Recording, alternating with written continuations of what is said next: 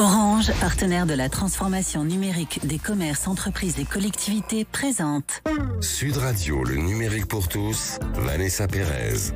Bienvenue dans ce nouveau numéro du numérique pour tous. C'est un plaisir de vous retrouver comme chaque dimanche. Et aujourd'hui, nous allons vous parler des villes où il fait bon vivre grâce au numérique. Oui, des villes attractives, inclusives et durables, faites par les citoyens et pour les citoyens. Ces villes qu'on appelle smart, smart city, ou encore villes connectées, ou encore intelligentes. Au sommaire, on vous présentera un serious game qui permet aux habitants de simuler et visualiser l'évolution des aménagements de leur quartier afin de pouvoir donner leur avis avant que les constructions ne soient entamées. Nous aurons également le plaisir d'accueillir un maire qui donne la parole à ses administrés pour co-construire la ville idéale. Il nous expliquera comment il associe ses habitants à des actions citoyennes grâce à une toute nouvelle plateforme numérique. Le numérique pour tous, spécial ville connectée, c'est tout de suite et c'est sur Sud Radio. Sud Radio, le numérique pour tous, Vanessa Pérez. Alors aujourd'hui, dans le numérique pour tous, on va vous expliquer comment le numérique peut rendre nos villes encore plus agréables et harmonieuses. Alors ça vous dirait que l'on vous demande votre avis avant d'implanter une piste de skateboard, une école, voire un parc éolien juste à côté de chez vous, ou bien de trouver des partenaires pour faire une randonnée le week-end? Eh bien aujourd'hui, c'est possible au sein des villes dites connectées. Enfin, pour certaines. Alors on va pas se raconter d'histoire. Il y a encore quelques mois, pour beaucoup d'entre vous, la ville connectée, c'était surtout la gestion des canalisations et l'électricité, avec de nombreux capteurs, mais depuis la crise sanitaire et les mouvements citoyens, il y a eu une vraie prise de conscience qui s'est amorcée. Et on s'aperçoit que la ville connectée, elle peut aussi faciliter la relation entre les habitants d'une même commune, rendre les territoires encore plus attractifs et surtout associer les citoyens aux décisions de leurs élus et ce, de manière durable. Et pour faire le tour de ce qui se cache derrière ces villes dites connectées, j'ai le plaisir de recevoir Valentine Delajarte. Bonjour Valentine. Alors vous êtes à la tête de la société Partager la ville, qui est une plateforme dont la mission est de coordonner la mise en place d'innovations au sein des villes pour les rendre durables et harmonieuses, bref, intelligentes. Et vous êtes également vice-présidente Smart City de la SBA. Et la première question que j'ai envie de vous poser, Valentine, c'est quoi une ville intelligente? Alors on dit intelligent ou smart en anglais, mais c'est quoi une ville intelligente? Bonjour Vanessa. Bonjour. C'est vrai qu'habituellement on traduit Smart City par ville intelligente. Je pense que c'est une traduction rapide. La ville n'a pas de cerveau. Elle n'est pas bête et elle n'est pas intelligente. On le sent bien. Mais en fait, ce qu'on entend par Smart City, c'est plutôt une démarche qui consiste à collecter des informations sur le fonctionnement de la ville. Puis ces informations, on va les restituer intelligemment pour mieux gérer la ville et proposer des nouveaux services aux habitants. L'objectif, c'est une ville plus facile à vivre et puis surtout qui soit face aux enjeux écologiques qui arrivent. En même temps, récolter des données sur vous, ça veut dire une ville connectée. Ça peut être un peu stressant. On n'a pas envie d'être surveillé. On veut une meilleure fluidité dans les transports, mais on ne veut pas donner accès à tous nos déplacements. On veut une ville sûre, mais on ne veut pas que des caméras nous suivent, nous. On veut qu'elles suivent les autres. Donc, ça peut amener à des contradictions. La SBA va porter le message du réseau numérique accessible à tous, sécurisé, intégré dans les bâtiments et les villes. Et nous avons des commissions de travail autour de la cybersécurité, des services aux habitants, mobilité, économie d'énergie. L'idée, c'est de prendre appui sur des outils numériques pour aider à une ville qui offre des services intelligents. Alors concrètement, en fait, vous contribuez à créer la ville idéale. Mais c'est quoi une ville idéale, Valentine, aujourd'hui ? La ville, dans l'absolu, c'est quand même un lieu de rencontre et de sociabilité. Donc, on parle beaucoup aujourd'hui de ville du quart d'heure. Ça veut dire que en ville, où que vous soyez, vous puissiez accéder facilement, dans une limite de 15 minutes, à un espace vert, à un commerce, voilà, de façon sereine. Des distances. Okay. Voilà. Alors, en fait, c'est une ville qu'on aime déjà, une ville idéale, et dans laquelle on se sent impliqué. D'où la participation citoyenne indispensable. Et on se sent bien, une ville confortable, on va dire. Exactement. Bon, Valentine, avec la crise sanitaire, on a vu une migration de citadins qui quittaient les villes pour aller vers la campagne. Donc ça veut dire que les villes ne sont plus forcément agréables, ou alors, si on parle de manière positive, que l'infrastructure numérique permet vraiment d'assumer ses choix et d'être où l'on veut pour travailler, pour se divertir? Oui, absolument. Au début, l'objectif, c'était de s'isoler, donc c'était de fuir la ville. Et puis, on a découvert qu'on pouvait travailler à distance. À la SBA, ça fait un moment qu'on dit que le numérique va bouleverser nos modes de vie, nos manières de travailler. Et la crise sanitaire a forcé la main à ce temps. En réalité, le numérique a permis de supprimer les distances. Et voilà, on peut travailler chez soi, pas comme quelqu'un de malade, mais comme quelqu'un qui travaille. Ouais, donc l'espace et le temps ont été complètement bouleversés avec cette crise et on voit que c'est possible de faire différemment en fait. Exactement, tout a été rebattu. Si vous êtes dans le bureau d'à côté avec une mauvaise connexion, vous n'arriverez pas à bien travailler. Vous êtes à l'autre bout de la France, votre connexion est impeccable, vous serez plus efficace au travail. Ça a eu 2 effets. D'abord, revaloriser les villes de province, puisque on pouvait travailler dans un cadre de vie plus agréable. Donc il faut une vie agréable et connectée.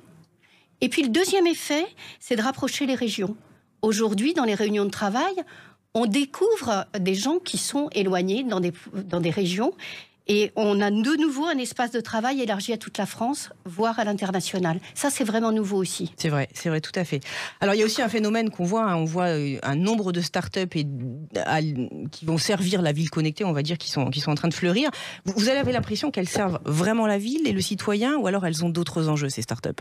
Ah bah une start-up, c'est d'abord un PowerPoint qui va vous proposer un avenir. Ouais, vous êtes dur là, mais ok. Non, mais avant, une start-up, à la base, c'est ça. C'est une idée mise sur papier. Voilà. C'est une idée mise sur papier avec des projections qui sont parfois simples et parfois utopiques. Ça, c'est vrai. Et puis par ailleurs, l'objectif d'un dirigeant de start-up, il faut être concret, c'est de lever des fonds auprès des investisseurs et idéalement de pouvoir revendre au bout de 5 ans un gros prix sa société. Donc parfois, les objectifs peuvent être biaisés et on a eu beaucoup de déceptions, mais il y a certaines startups qui sont quand même extraordinaires. Oui, on a eu des belles licornes et des belles initiatives dans ce domaine-là. Voilà. Vous avez Blablacar, vous avez Doctolib. Donc elles n'ont pas réinventé un service. Partager une voiture avec des amis pour partir en vacances, c'est pas nouveau. Et prendre un rendez-vous avec un médecin, c'est pas nouveau. Ça, c'est des services qui existaient. Leur intelligence, c'est d'avoir créé, grâce au numérique, une nouvelle façon de prendre un rendez-vous avec les médecins. C'est celui qui aura le rendez-vous le plus proche ou celui qui sera juste à côté de son bureau. Et là, tout de suite, on redistribue son approche aux services qui étaient au départ traditionnels. Complètement. Alors, vous nous parlez de santé, de mobilité, mais c'est quoi les grands domaines économiques qui sont concernés par les réflexions sur la ville intelligente ? Moi, je dirais toujours la mobilité et les transports, parce que ce domaine est en relation avec tous les autres. Ensuite, gestion de l'énergie et de l'eau, la ville durable, la santé avec le vieillissement de la population en ville, et bien sûr le numérique, très très important. Alors on parle des villes intelligentes, des smart cities dans cette émission. Dites-nous, et vous pouvez nous citer quelques villes qui sont intelligentes. Alors on n'a pas dit que si elles n'étaient pas intelligentes, elles étaient bêtes, mais concrètement, est-ce qu'il y en aurait quelques-unes que vous souhaiteriez mettre à l'honneur ? Par exemple, en France, vous avez Dijon, qui s'est mis au numérique depuis quelques années, qui a créé une plateforme, On Dijon. Cette plateforme, par exemple, permet de meilleure gestion de l'éclairage public et d'avoir 65% d'économie sur 12 ans.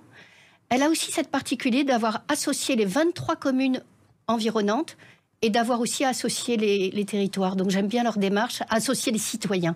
Donc, en co-créant des solutions qui satisfassent. En co-créant des solutions et en permettant aux citoyens d'envoyer des informations à la ville. Elle a créé un dialogue un peu comme à Louviers certainement. Au niveau international, il y a Barcelone. Donc là, c'est la ville hyper connectée mais avec une charte éthique sur les données. Vous avez dans plein de domaines, vous avez par exemple la gestion des déchets. Les poubelles intelligentes sont équipées d'aspirateurs qui vont stocker les déchets dans un souterrain. Ça permet de ne pas avoir les mauvaises odeurs. Et quand c'est plein, des capteurs préviennent les camions qui viennent les chercher. Donc on associe une amélioration de la gestion des déchets grâce au numérique. Et on anticipe quelque part les conséquences néfastes avant même qu'elles ne se présentent aux citoyens. Et Barcelone reste une ville agréable à vivre. C'est vrai, tout à fait. Valentine, ces dernières années ont montré aussi la volonté des citoyens de s'impliquer dans la vie publique. J'en veux pour preuve la Convention citoyenne pour le climat ou le référendum d'initiative citoyenne. Donc ça veut dire qu'aujourd'hui, on peut associer de plus en plus les citoyens à des décisions qui n'étaient réservées qu'à des élus avant ? Oui, bien sûr. Aujourd'hui, c'est pas qu'on peut les associer, c'est qu'on doit les associer. Parce que si vous mettez en place des mesures auxquelles les citoyens n'adhèrent pas, vous aurez beaucoup de difficultés. On parle de changement. Le changement, c'est toujours difficile à mettre en place. Donc, il est indispensable et il est possible avec le numérique grâce aux multitudes de plateformes d'associer les citoyens. Alors, quand on parle de ville, on ne peut pas ne pas parler de transition énergétique. Concrètement, comment ces villes connectées, elles ont un coup d'avance pour gérer justement l'économie d'énergie et passer à une nouvelle étape?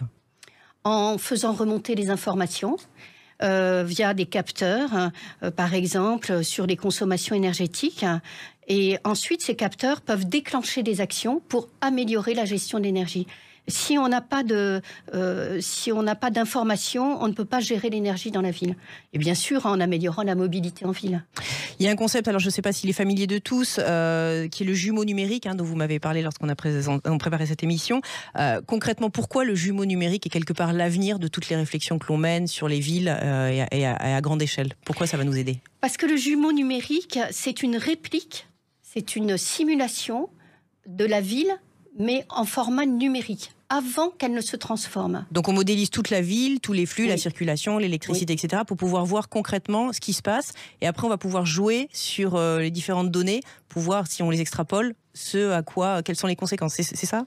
Oui, et surtout, on va pouvoir s'en servir comme d'un modèle prédictif.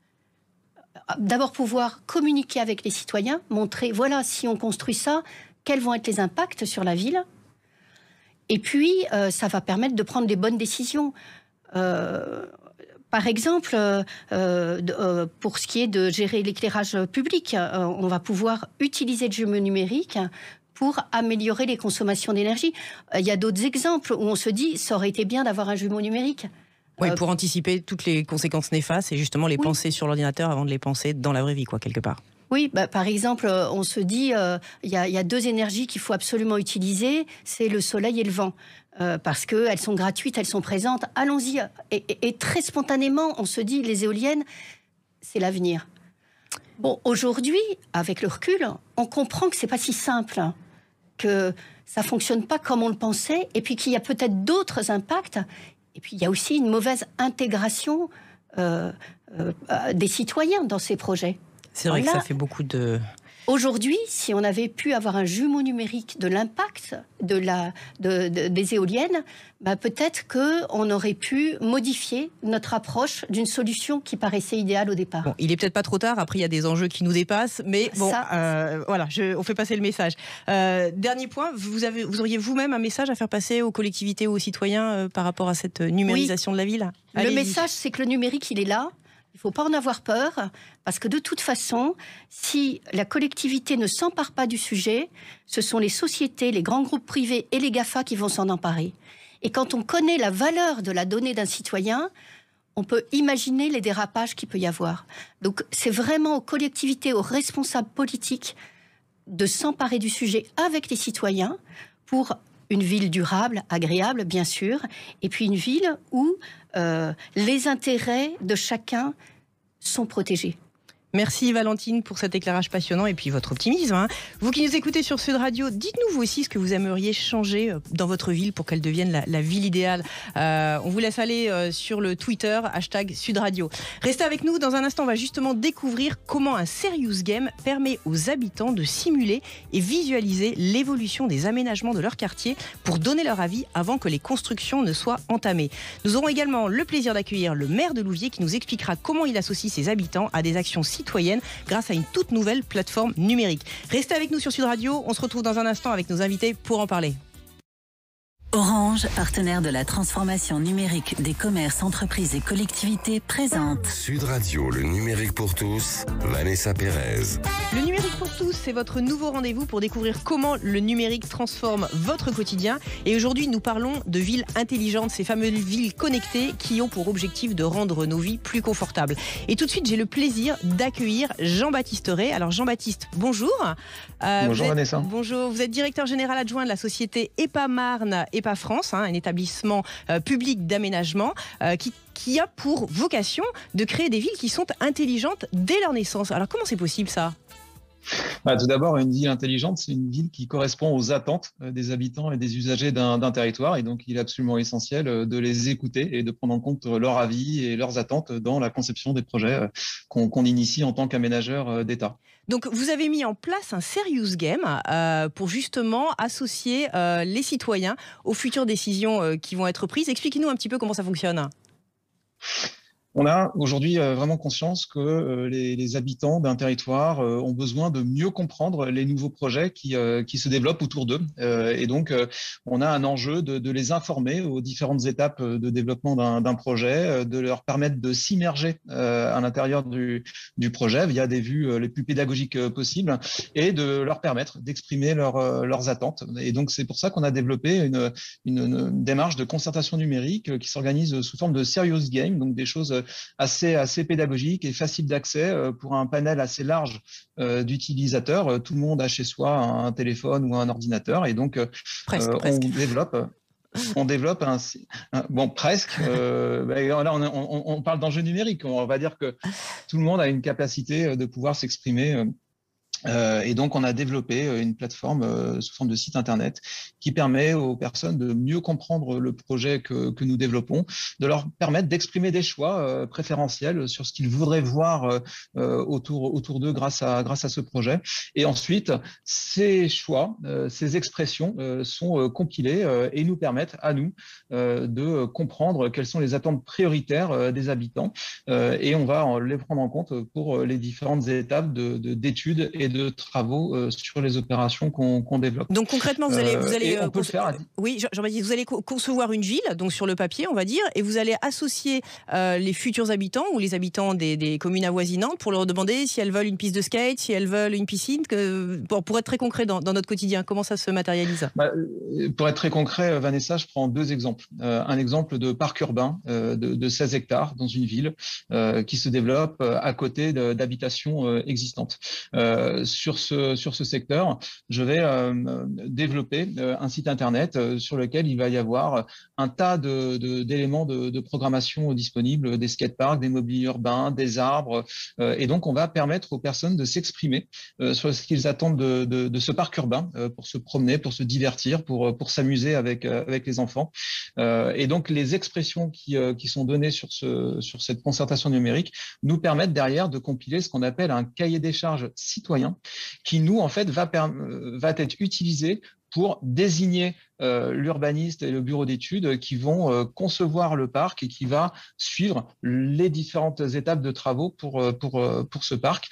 Et au final, c'est un parc urbain qui ouvre et qui correspond exactement à ce que les habitants ont souhaité exprimer comme attente et qui a été validé par l'aménageur public que nous sommes et par la collectivité qui accueille ce parc. Donc ça, c'est un premier exemple très précis. Et puis ensuite, on a un deuxième exemple à échelle plus large où là, on parle carrément d'un quartier nouveau de 370 logements qui s'intègre dans un tissu pavillonnaire, donc a priori un projet qui peut générer beaucoup d'inquiétudes, beaucoup de questions de la part des habitants en place. Et donc là aussi, grâce à cette concertation numérique, on permet aux personnes de s'exprimer, de comprendre les enjeux de hauteur, de les rassurer sur les vis-à-vis des bâtiments qui se développent, et puis de leur permettre aussi de simuler par rapport au choix quels seraient les impacts. Par exemple, si je baisse la hauteur des bâtiments, est-ce que je suis aujourd'hui dans une équation économique qui me permet d'offrir des espaces urbains de qualité, des espaces verts, du mobilier urbain. Et donc tout ça nous a permis en fait de tenir compte des avis exprimés. Ça nous a même amené à changer certains points du projet, notamment sur la place de stationnement pour les voitures, sur l'implantation des pistes cyclables. Et ça a aussi permis de rassurer les gens sur ce que le projet permettait d'offrir en termes d'espace vert, de parvis d'espace public pour que les gens puissent se réunir à la sortie de l'école et profiter en rez-de-chaussée d'immeubles de commerce et de services qui n'existaient pas dans le quartier et qui, s'ils n'avaient pas été aussitôt informés et associés à la démarche de projet, n'auraient peut-être pas été autant rassurés et donc l'acceptabilité du projet n'aurait pas été aussi garantie que ce qu'on a pu faire grâce à cette concertation numérique faite finalement très tôt dans la démarche de projet urbain. Ok, donc en clair, vous suscitez l'adhésion dès le début et vous ne mettez pas les gens devant un fait accompli. Voilà, c'est du bon sens quelque part, mais au service du citoyen et au service de l'équilibre global. Et c'est ce qu'on appelle effectivement pour nous la notion de ville intelligente, c'est que c'est une ville qui répond aux attentes tout simplement des personnes qui animent cette ville, donc des personnes qui y travaillent, qui y vivent, qui étudient, et également les enfants, parce qu'on associe aussi les enfants dans les groupes scolaires, on fait des ateliers d'échange avec eux et leur voix s'exprime et est aussi prise en compte. Merci beaucoup Jean-Baptiste, je rappelle que vous êtes directeur général de EPA Marne, EPA France. On est ravis de savoir que de telles initiatives existent.